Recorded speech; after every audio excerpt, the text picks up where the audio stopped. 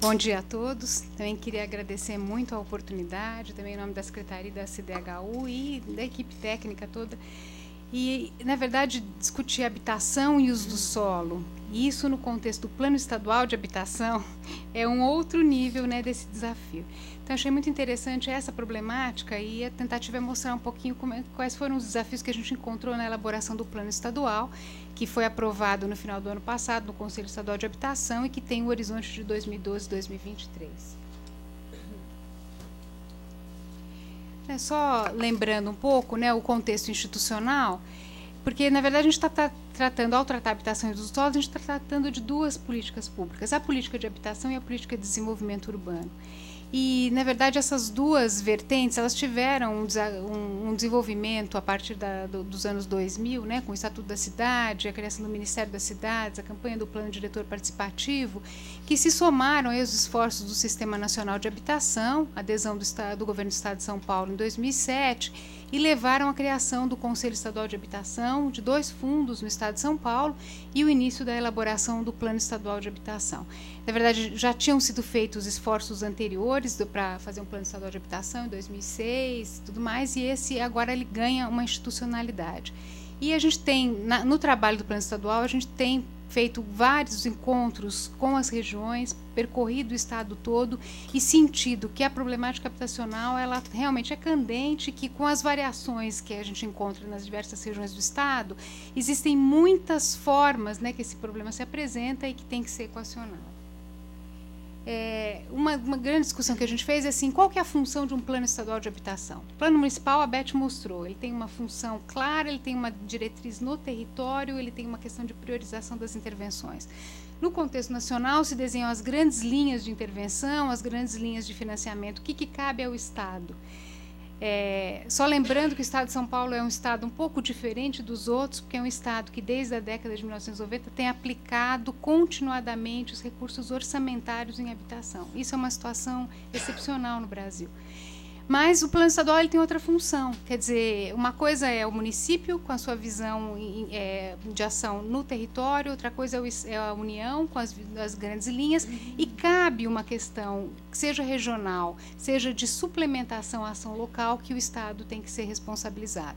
E aí nisso entra essa relação também da habitação com o uso do solo e da integração com as políticas públicas de saneamento, de transporte, de meio ambiente e de desenvolvimento urbano e regional.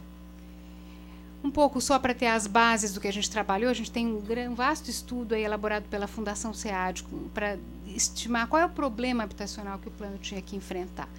E a gente trabalhou, na verdade, com uma pesquisa da Fundação SEAD, a pesquisa de condições de vida, e nessa pesquisa se procurou identificar quais seriam os componentes do déficit habitacional e da inadequação para trabalhar no Estado.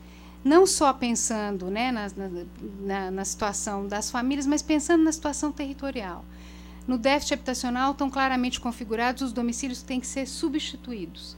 Sejam eles porque estão em risco, porque estão em favelas, porque são barracos, sejam eles porque eles estão vinculados a alguma outra intervenção de recuperação de cortiços, de favelas, de recuperação de loteamentos precários.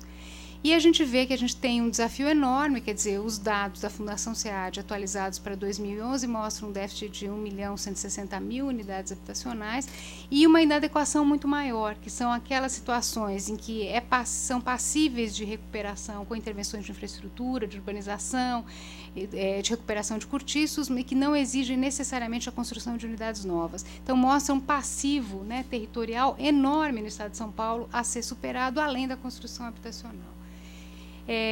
Quando a gente vê a distribuição disso no território, é o óbvio, né? Agora, 4 regiões metropolitanas, elas concentram 68% do todo o déficit habitacional do Estado e 67% da inadequação. Todo o resto do Estado fica na casa dos 30% das necessidades habitacionais. E a região metropolitana de São Paulo com um peso muito maior, né, com 53% do déficit e 54% da inadequação. Mas com situações muito graves na Baixada Santista, situações específicas na região de Campinas e no próprio Vale do Paraíba. Para poder trabalhar com o Estado também, o plano criou algumas categorias de análise e criou uma tipologia municipal para habitação. Essa tipologia, na verdade, ela combina a precariedade habitacional com o ritmo de crescimento da economia e da demografia. Então, quer dizer, um município que ele tenha uma situação habitacional já com muitas situações críticas, com necessidades habitacionais elevadas, e tem uma taxa de crescimento populacional e uma taxa de crescimento do PIB bastante elevada, ele tem fatores de agravamento daquela situação habitacional. E a gente considerou os municípios do estado em 5 categorias, desde aquelas de atenção, que são aquelas que têm já necessidades habitacionais significativas e um ritmo intenso de desenvolvimento, até aqueles que não têm precariedade habitacional caracterizada e têm baixa atividade econômica. Mas a região São Paulo-Campinas está no nível de atenção. Está no nível de atenção, a região São Paulo-Campinas, e a gente tem situações específicas que o litoral norte chama atenção, o vetor para Ribeirão Preto, mesmo as situações da região sudoeste que chamam atenção, não só por conta também do peso das precariedades que já estão instaladas. Também no desenvolvimento do plano estadual, a gente fez uma pesquisa específica com a Fundação SEAD, que foi a pesquisa municipal unificada. Na consulta aos municípios, a gente levantou várias informações importantes, e uma delas foi a questão das áreas de risco. Quer dizer, essa é uma questão também que é uma prioridade de ação da política estadual de habitação, e a gente vê também novamente a concentração, né, das situações de risco, seja na faixa, né, mais ligada ao litoral, seja nas regiões metropolitanas, com um passivo aí de quase 174 mil domicílios em risco no estado, né, com concentrações também nas regiões metropolitanas. Vou pedir desculpas pelas minhas intervenções, porque eu espero estar aprendendo um pouco mais. E aí? Como é que vocês definem risco? Porque se fala risco, para mim, vai desabar. É só isso? Não, na verdade aí é mais complexo, mas na verdade foi levantado o risco de escorregamento, o risco de inundação e alguns outros riscos físicos, né, caracterizados que põem a unidade, né, em situação que você precisa de uma intervenção. Depois você tem outros levantamentos do Instituto Geológico, que aí caracterizam o risco por risco 4, risco 3, por nível de risco e que você tem que vincular uma intervenção. Essa, na verdade, é a percepção dos municípios. E chamou atenção porque a percepção dos municípios foi muito compatível com o que a pesquisa de condições de vida, que a pesquisa que a Fundação SEAD fez, e que vai no domicílio, quando você faz a consolidação dos dados, eles são muito compatíveis. Também a questão da ocorrência de favelas, aí só para mostrar, elas estão um pouco mais concentradas ainda, e a região metropolitana de São Paulo e o litoral são lugares de concentração significativa, e tem um passivo aí de mais de 800 mil domicílios, né, para equacionamento. E, no fim, quer dizer, isso é um trabalho, né, e a própria Emplasa está trabalhando com a região da macrometrópole. Se a gente pensar essa porção do território, que reúne 173 municípios e tem 73% da população do estado, tem quase a totalidade, né, 92% dos domicílios em risco e 98% dos domicílios em favela. Quer dizer, a gente tem um problema pulverizado no estado, com características diferentes, não é que a gente não tenha habitações precárias no noroeste e tudo mais, mas a gente tem uma concentração e uma exigência grande nessas regiões. Na somatória, né, a gente tinha aí um total, trabalhando com os dados de déficit, de inadequação, e pensando nas ações, né, possíveis de serem realizadas vinculadas à habitação, a gente estimou, né, uma meta do plano a ser resolvida não só pelo Estado, mas pelos municípios, pelo Estado e pela União, de 2 milhões e quase 300 mil domicílios, seja no déficit, por construção de unidades novas, seja na inadequação, por urbanização, atuação em cortiços e várias outras soluções. E a gente fez uma estimativa de recursos necessários para o plano, e isso chamou, além disso, a gente colocou os vetores da regularização fundiária, que isso é uma necessidade em todo o território do Estado.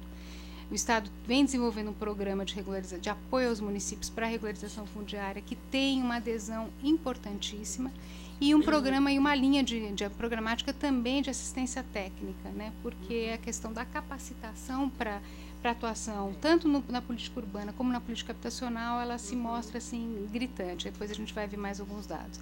O que chamou a atenção é que, numa primeira estimativa, a estimativa que o plano considerou, isso importaria em 123 bilhões de investimentos necessários. E se nesse período 2012-2023, tendo essa meta, né, a ser equacionada. nessas linhas de ação, né, dessas ações corretivas, da continuidade do atendimento habitacional, da construção de moradias, porque elas também são necessárias, tanto como ação preventiva, como continuidade, né, de atendimento à população que se reproduz, e o aprimoramento do setor habitacional, com os fundos e subsídios, assistência técnica e desenvolvimento institucional. Fazendo uma estimativa dos recursos disponíveis, quer dizer, a gente vive, sem dúvida, uma situação que é muito diferente do que foi visto nas décadas anteriores, mas hoje, né, a Beth mostrou o nível de investimento do município de São Paulo em habitação, que é extremamente significativo, e tendo em vista os dados que a União tem se proposto a investir, mesmo que propõe no PPA e no Plano Nacional de Habitação, a gente viu, fazendo uma proporção para o Estado de São Paulo, e com os recursos do Tesouro do Estado já que são investidos pelo Estado, e a parte que os municípios também recebem, né, na elevação do ICMS que é destinada para habitação, a gente se vê numa situação que, em tese, a gente teria recursos necessários para enfrentar essa dificuldade.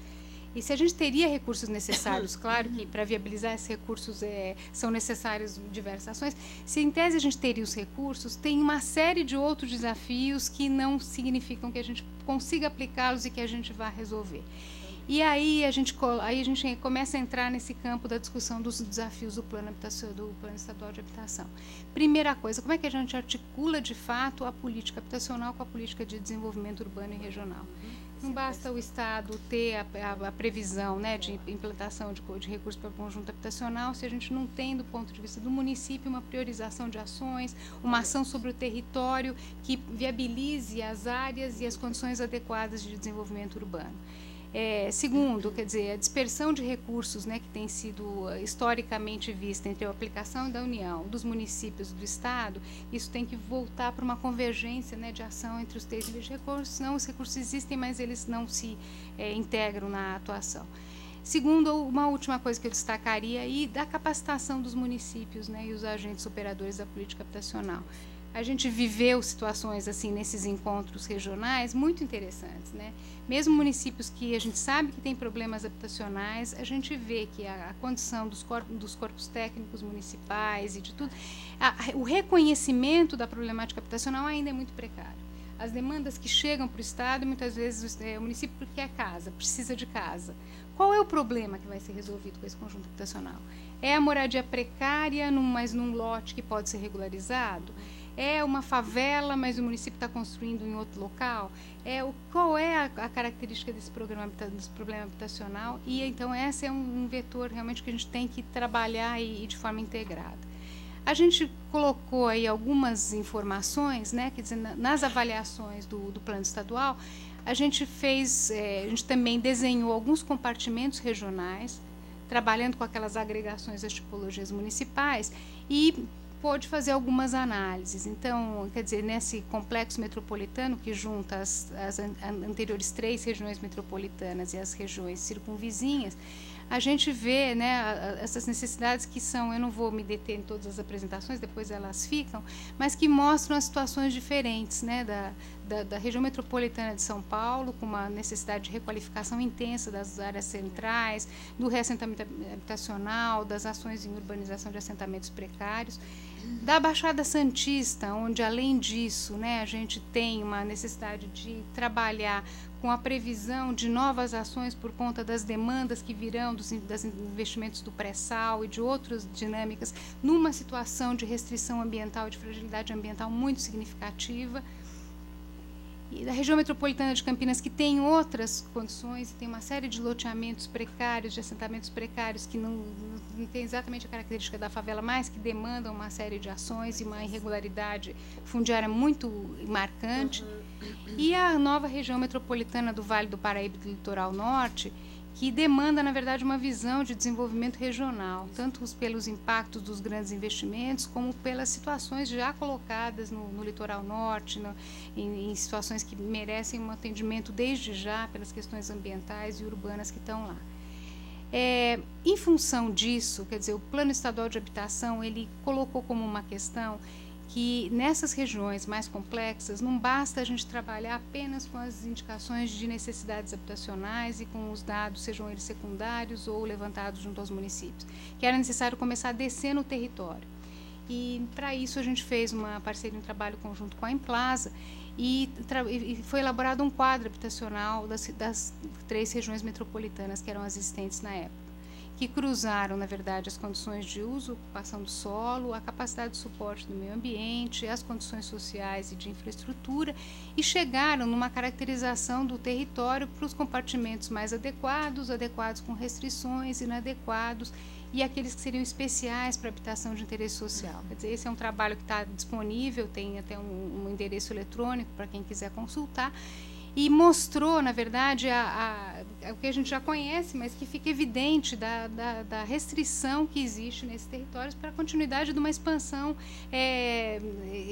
seja assim, que vá ganhando novos limites no território. Na verdade, a gente tem que se voltar muito mais para uma ação de requalificação urbana e de intervenção nos problemas que já estão colocados. E para cada um desses compartimentos foram pensadas algumas linhas de diretrizes, né, desde o adensamento, o retrofit, ações articuladas com a política urbana municipal, até as ações de recuperação das áreas mais precárias. E também foram levantadas as oportunidades e os desafios aí para a ação habitacional. E o que a gente procurou levantar junto com a Emplaza seriam tanto as áreas que os municípios já colocam como as zonas especiais de interesse social, as áreas que os municípios já gravaram como vinculadas à política habitacional, os vazios urbanos e as operações urbanas, né, no território. A gente vê que ainda é pouco significativo o porte dessas áreas no montante dessas regiões. E aí, uma questão que ficou, que eu já falei um pouco, mas nas estratégias do plano estadual, eu acho que uma que a gente merece discutir aqui é o aperfeiçoamento das formas de gestão articulada entre o Estado e os municípios. Como é que a gente trabalha a questão de viabilização de terrenos ou de como atuar nas áreas, nos imóveis, nas regiões de intervenção, como é que a gente trabalha com os instrumentos, com as legislações específicas e como é que a gente trabalha estruturando projetos ou operações urbanas que vão além da própria ação habitacional. Então, deixa eu seguir aqui. Só para mostrar um pouco, né, o Estado, do ano passado, do desenvolvimento dos planos locais de interesse social, então mostra que ainda é muito pequeno, os verdes são os concluídos e os rosinhas são ainda sem contratação, ou seja, ainda mesmo com todo o esforço, é pequena a mobilização dos municípios para fazer o planejamento habitacional. Essa foi uma outra categoria de proatividade municipal, combinando as ações dos municípios em habitação com os municípios que têm problema e que têm ação, os municípios que têm problema não têm ação nenhuma, e aqueles que, né, então tem as várias situações, o amarelinho, aqueles que têm problema não tiveram ações com investimentos municipais. E aí a gente entra num outro importante levantamento feito na Pesquisa Municipal Unificada, que são os instrumentos da política urbana municipal. Só rapidamente, porque o tempo é curto, é muito pequena a parcela de municípios com plano diretor elaborado e regulamentado no Estado. 45% de municípios do Estado hoje com planos elaborados e só 27% regulamentados. Claro que as regiões metropolitanas têm isso mais presente. Ainda é baixa a proporção das zonas especiais de interesse social definidas nos planos diretores. 28% com municípios com previsão de ZEIs nos planos diretores e só 19% com os ZEIs delimitadas, ou seja, prever o instrumento não adianta se você não estabelece no território. Claro, de novo, né, as regiões metropolitanas têm uma incidência maior e os tipos mais indicados são das áreas vazias ou das áreas de favelas e assentamentos irregulares. Os outros instrumentos, então, do Estatuto da Cidade, a implicação deles é muito menor. IPTU progressivo no tempo, até que é razoável, 40% dos municípios, 23% só com regulamentação. Direito de preempção, 18%, 7% regulamentado. Parcelamento, edificação e uso compulsório, 16%, só 6% regulamentado, e as operações urbanas consorciadas, só 4% regulamentado. Ou seja, a previsão ainda não se reveste da aplicação, e mesmo assim, esses que estão regulamentados, como é que está o uso? A gente não sabe. Aí tem uma série de questões aí que eu já lançaria, né, para o nosso debate. Como viabilizar a disponibilização de áreas adequadas para habitação de interesse social, que não são só áreas novas, mas áreas imóveis. O papel e o limite das ações dos municípios nessa gestão do território da valorização imobiliária, acho que a Diana vai falar sobre isso. como é que a gente supera o esvaziamento das áreas centrais diante dessa lógica, e como é que a gente pode implementar a criação e mais a aplicação desses instrumentos de gestão do uso e ocupação do solo, não só no âmbito local, mas também no âmbito regional. Porque muitas vezes, no jogo de forças que se estabelece no município, a gente não consegue que essas ações tenham a implementação necessária. O que cabe no âmbito regional? Como é que existe uma relação entre os municípios, né, na aplicação desses instrumentos que não sejam, que na verdade convirjam, né, para uma política de desenvolvimento regional. E como vincular mais efetivamente os planos diretores estratégicos e os planos locais de habitação de interesse social. Existem várias iniciativas, como o recente lançamento das PPPs pelo governo do Estado, acho que isso abre vários campos de discussão, e a gente continua também com os desafios da recuperação urbana e ambiental. A gente está trabalhando numa recuperação dos assentamentos, o município tem feito ações lindíssimas, o Estado tem feito várias ações, está trabalhando em compartimentos importantes, como a Serra do Mar. Qual é a perenidade e até que nível essas intervenções devem chegar para que a gente tenha a perenidade? Como é que a gente estrutura um novo arcabouço de licenciamento e de gestão urbana e ambiental para dar conta desse novo quadro que a gente está desenhando para as cidades? E como é que a gente garante a qualidade e a sustentabilidade das intervenções? É claro que o padrão anterior da implantação, né, espraiada dos conjuntos habitacionais, na verdade, não cabe, mas ainda é uma prática vigente e que a gente tem que, na verdade, construir em conjunto, na atuação dessas duas políticas, um novo problema. E só para falar dos próximos passos, né? O plano estadual agora vai ter uma continuidade, num trabalho, uma parceria com a Emplasa, desenvolvendo os planos metropolitanos de desenvolvimento habitacional, quer dizer, montar uma base para que as regiões metropolitanas tenham um desenvolvimento maior, né, da proposição de ações e de prioridades, trabalhando em conjunto com os municípios. Trabalhar com o sistema integrado de demanda e atendimento habitacional também é um pedido das regiões para se verem de uma forma integrada com relação tanto aos beneficiados da política habitacional como aos que buscam, né, o acesso a essa política e mais. O município de São Paulo tem o ABISP, que a Beth mostrou. Esse é um instrumento muito interessante. O São Bernardo do Campo está desenvolvendo. Como é que a gente apoia os municípios? É o de vocês, né? É, exatamente. Então, na verdade, usando o ABISP, implantando o ABISP no município. Como é que a gente trabalha para favorecer que os municípios façam a identificação das necessidades habitacionais, não só nos números do déficit na adequação, mas identificando no território quais são os problemas para que isso oriente as ações. Vou parar por aqui e agradecer aí a oportunidade.